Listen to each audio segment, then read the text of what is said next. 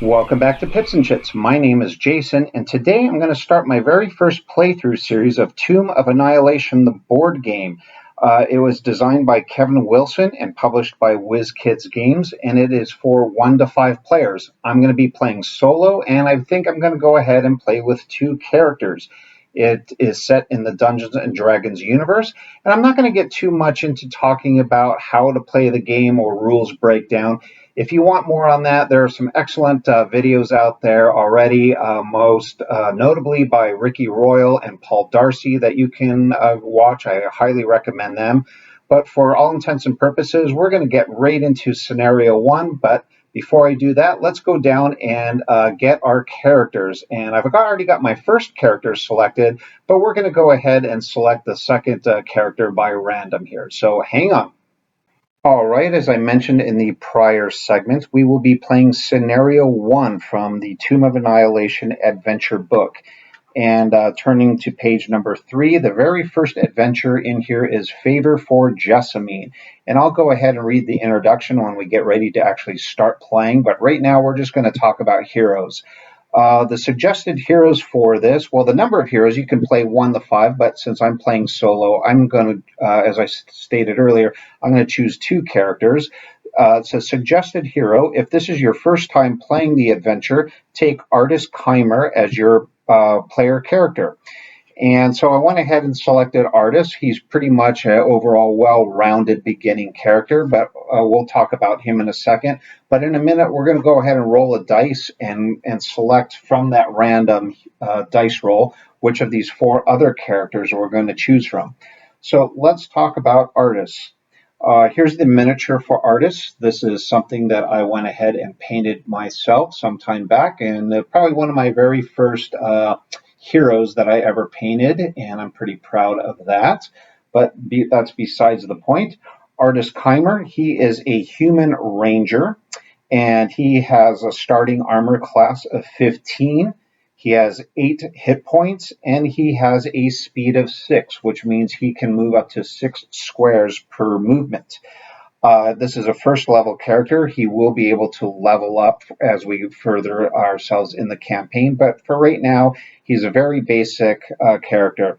He starts with the Ring of Winter. You receive 2 extra daily powers, which we'll talk about here in a second. And out of his powers, you can choose from the following power cards. So I've already selected his cards off camera, but I'm going to show you what I chose. So 1, he gets to choose 2 Ranger utility powers. So the 2 Ranger utility powers I chose was Jump. So used during your hero phase, move your hero or adjacent hero up to 2 tiles. And once I use this, I have to go ahead and flip it over until it's either the end of the scenario or a card or some other event allows me to recharge this. I also chose Lightning Reflexes. You're going to use after an at-will power. Your hero gains disadvantage, then immediately gets to use that at-will power again. And just like the previous card, flip this over after use. He can only use it once per scenario unless he's able to recharge it somehow. He has 1 at-will power, and that is going to be Careful Shot. It is attack 1 monster within 2 tiles of your hero. Your hero may not use this attack against a monster on your tile. So I have to, I'm using my bow and I am shooting kind of at a range, at a minimum of 1 tile away, but within 2 tiles. I have an attack of plus 10, and this does a damage of 1, and I can use this over and over again. As far as his daily power, I chose Twisting Strike. Again, use it once, and after you use this card, you flip it over. It says attack 1 adjacent monster. If you miss, do not flip this card over. So that's kind of cool. So if you miss an attack, you don't actually burn this. You can continue to use it. It has an attack of a plus 7 on a roll, and it does a pretty hefty damage of 4 damage. So I'm hoping we'll see this in action, hopefully. And as far as his 2 ring powers go, I chose Icy Fist as my first one. Attack 1 monster within 3 tiles of your hero. And if you miss, like the previous card, you don't flip it over. So that's kind of a cool thing. If you miss, I get to use this again. It has an attack of +8 to my rolls and damage 3. And in addition to damaging them, it stuns the monster. It's a one-time use, unless, of course, you miss. And we also have, finally, Cone of Cold. Choose a tile 1 tile away from your hero. Attack each monster on that tile. It has a plus modifier of 7 to the attack. It will do 3 damage per monster, and if it misses any of those monsters, in other words, it doesn't defeat their armor class or their armor class check, it's still going to do a minimum of 1 damage. And again, it's a one-shot use for this scenario unless you get to charge it. So I figure, being this the very first scenario, I'm kind of thinking that the monsters hopefully aren't going to be that tough. I'm thinking they just kind of want to teach you the game and get in sync with it.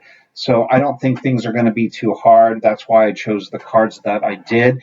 The nice thing is after a specific scenario, you can go ahead and change those cards out. So if we go ahead and progress to scenario number 2, I can go ahead and change these cards to some of his other cards that I think might fit that scenario. So that is Artus Keimer. Now we have to choose a secondary character. And unfortunately, I don't know where I misplaced my 4-sided dice.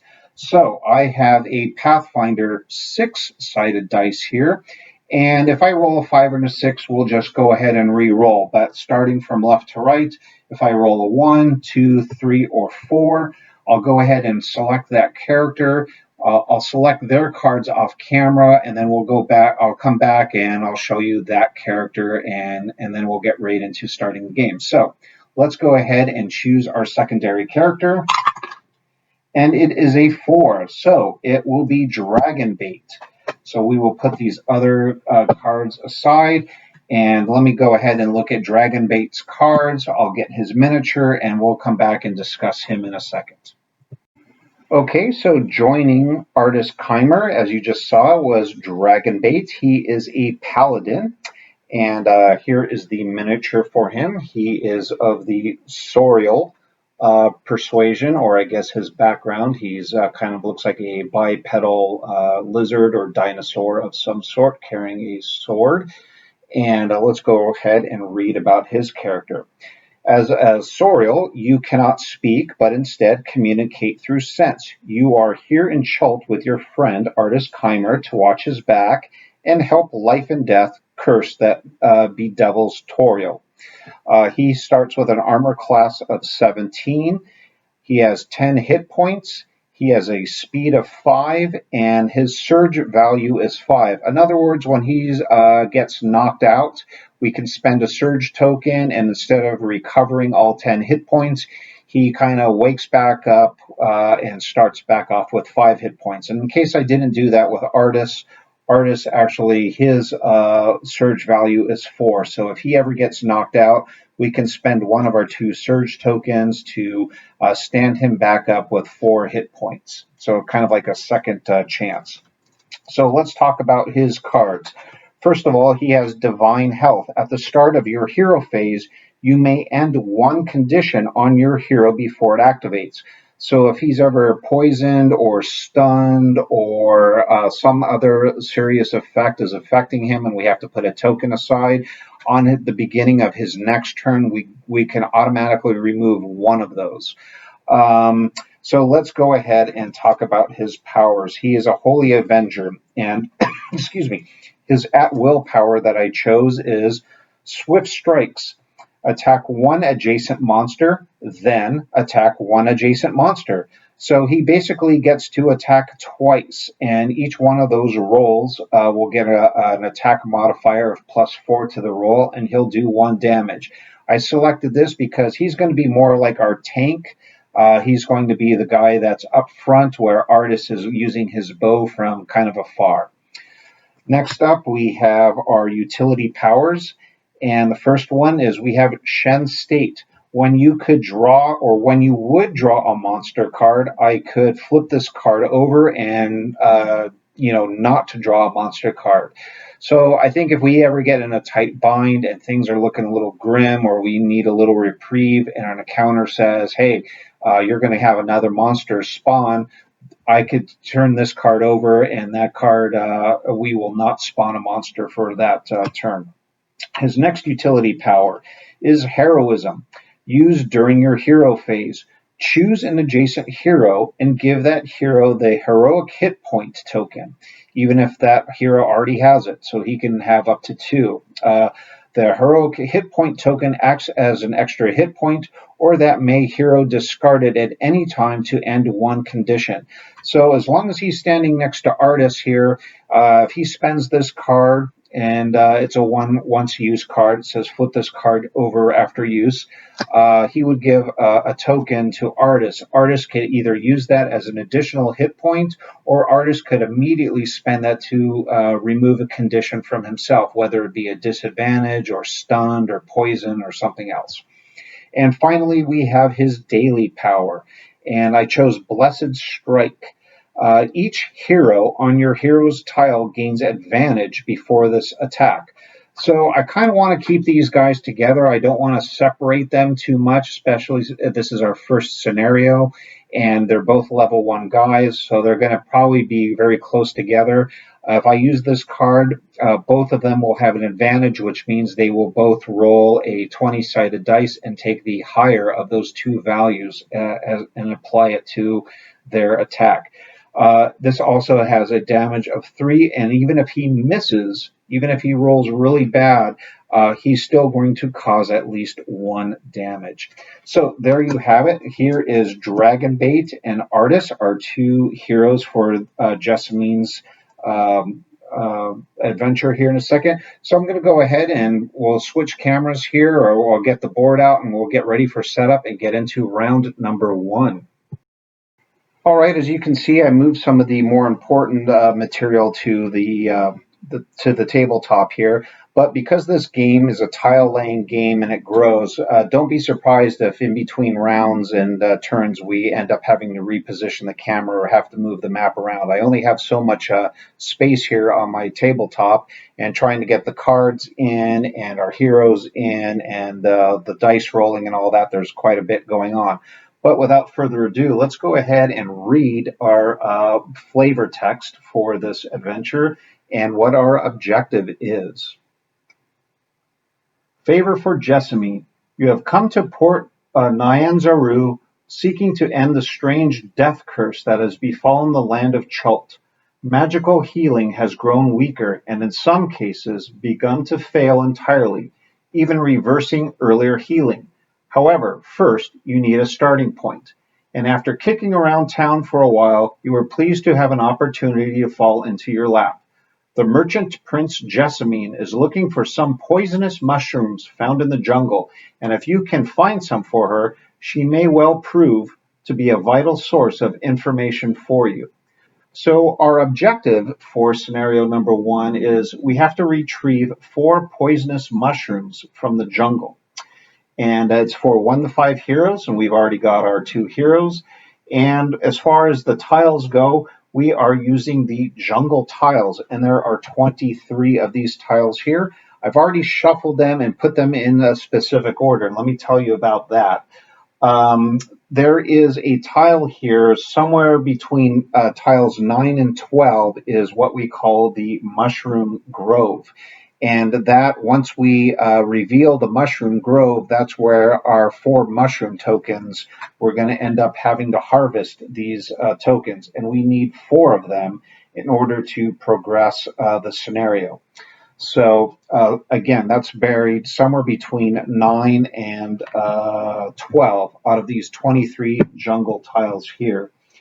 And then we'll talk about, once we reveal that tile, we'll talk more about the details at that point. But now we're going to start our heroes on this clearing tile, and I could put them anywhere on here. So let's think of a place we want to put them, and then we will get ready to start round number 1. All right, we're about to start turn number 1. I want to point out that I have Artus and Dragonbait right up here on this very first tile. They're already at the edge. So Artus is going to go first, and before he goes first, he can't really move anywhere. I guess he could move around this way, but we're at the edge of an unexplored tile. So he's immediately more or less going to end his hero phase, if you will, and go straight into the exploration phase where we'll lay out a new tile and start getting monsters and stuff like that. But before we do that, off to the side here, I just want to show you I have my monster deck of cards, and we'll just give this a quick little riffle shuffle here. And I apologize ahead of time for the glare. I kind of noticed that there is some glare coming from these sleeves. And maybe in the future gameplays, I'll go ahead and take the sleeves off or try to figure out a lighting situation where that's not going to be an issue. Go ahead and give a quick shuffle to our encounter cards.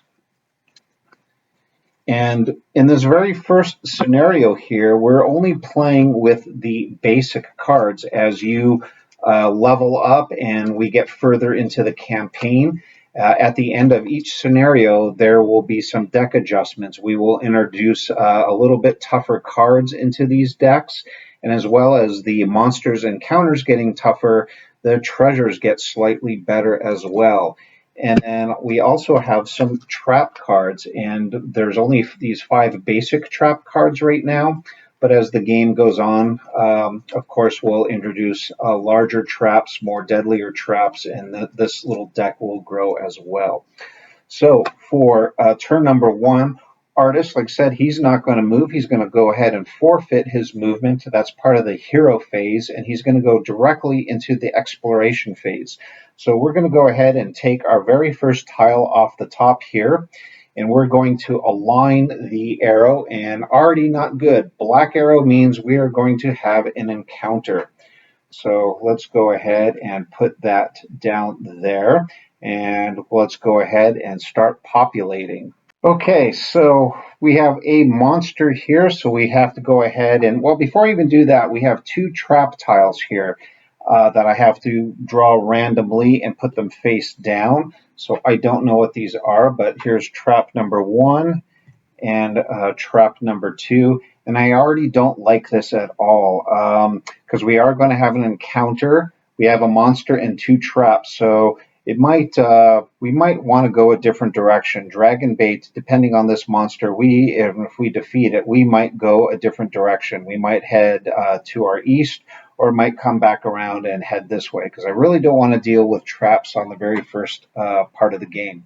But anyway, we have to draw a monster now, and that monster is going to be Hunters.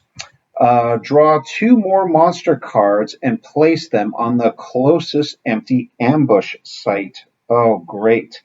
We have an ambush site right behind us. So that's not good. So discard after playing. So draw 2 more monster cards and place them on the 2 closest empty ambush. So we have 1 here and 1 here.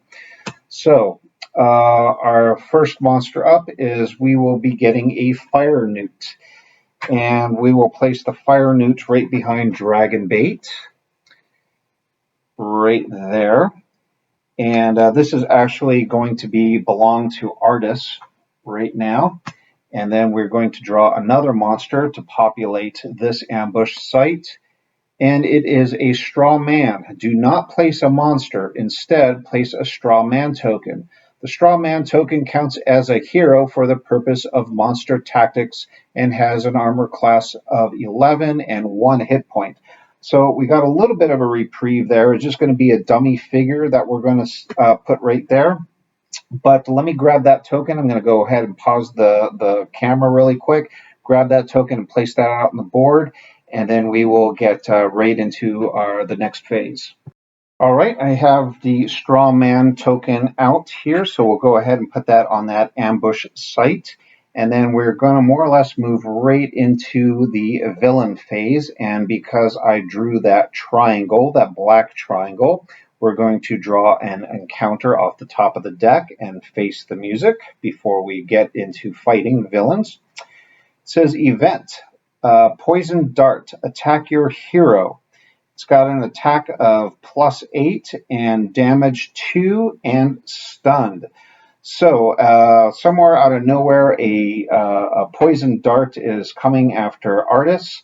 So Artus has as we said earlier, he's got an armor class of 15. Let me move that over a little bit so you can see. He's got an armor class of 15. So hopefully we roll really low, and we're going to add 8 to that. And if it's at least under 15, it does not hit him. And look at that, it was 8. So 8 plus 8 for this modifier is 16. That defeats his armor class of 15. So unfortunately, he is going to get hit for 2 points of damage. And he is also stunned. So not a great way to start. Let me go ahead and get those tokens out. Well, unfortunately, viewers, I had a little bit of a technical difficulty. So probably the last half of the turn, which was going to be Dragonbait's turn, did not record. Halfway through the recording, it got corrupt. So I'm just going to have to talk you through what happened there. So I apologize for that up front. But needless to say, we put the straw man token out. Artus had got the stunned condition. Then after he ended up taking a couple points of damage. Basically, he had 2 points of damage on him. There was a fire newt right here at this ambush point. He was able to attack Artus for 1 additional point of damage. So at this point, Artus had got 3 points of damage. And he had missed Dragonbait. If you recall, Dragonbait was standing right here, and that was the end of the turn. So then Dragonbait turned around on starting his turn. Dragonbait decided to go ahead and used swift strikes, and he eventually defeated this fire newt, gaining 1 experience for the party, and I'm putting that card off to the side in our experience pool. Then Dragonbait went ahead and decided, instead of going north and dealing with these 2 traps here, he was going to come back around this way. So he had a speed of 5. So we went 1, 2, 3, 4. He had stopped at 4 and drew a new tile. The monster that came out was a Zorbo. And that Zorbo started right here. But before we could move the Zorbo, we had to deal with an encounter that Dragonbait drew, and that was Dark Influence. And each hero standing next to or being adjacent to an ambush site, and if you recall, these are 2 ambush sites, would both receive 1 point of damage. So Artus got another point of damage here, and Dragonbait received a 1 single point of damage as well. So at this point, I think we're caught up. I've decided to go ahead and cut this taping right now and try to fix that up, and we'll come back in a second video with rounds 2 and 3, hopefully, and we should be starting with Artus's turn. But in the meantime, Dragonbait went ahead and did receive 2 damage, 1 from the Dark Influence here and 1 from the Zorbo. The Zorbo was able to hit him with a claw attack on his turn. But like I said, that all got corrupted somehow. So hopefully that all makes sense, and we'll see you next time.